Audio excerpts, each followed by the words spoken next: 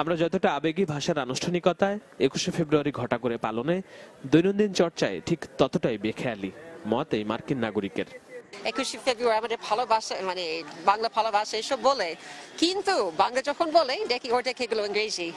আমার ওয়াইফের সাথে আমি গেছি একটু লেকে আসছি, আমার ফ্রেন্ডের সাথে একটু একটু রাইস খাবো, আমি দেখি কি ওই শব্দগুলো নাই বাংলায়, এরকমই করতেছেন কেন? আমার খুবই বাজে লাগে। আমি দেখি অন্য দেশে আমি যাই, এরা সুন্দর করে ওদের ভাষা বলে, আমি ফ্রেঞ্চ যখন বলবো ফ্রেঞ্চ বলবো, ইংরেজি যখন বলবো ইংরেজি, কিন্তু সব মিক্সড খিচুড়ি করে একটু আমার জন্য খুব বিশ্রী লাগে।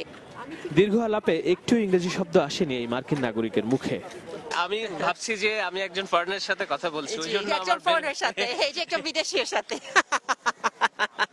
একটাও ভিনদেশী শব্দ ব্যবহার করছে না, এজন্য আমাকে সে দুঃখিত বলতে বলছে। আমি খুব আনুষ্ঠানিকভাবে দুঃখ প্রকাশ করছি।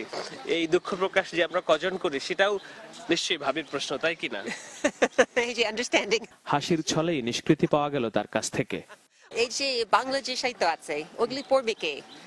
যারা শিক্ষিত যদি ওরা শুধু ইংরেজি পড়তে চায়, তো যারা শিখেনি এরাও তো পড়তে পারবে না, তাহলে ওগুলি আস্তে আস্তে হারাবে।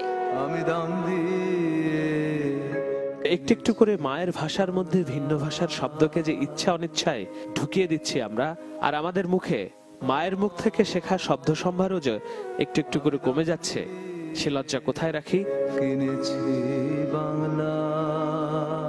শাহেদ আলম, চ্যানেল 24, ঢাকা।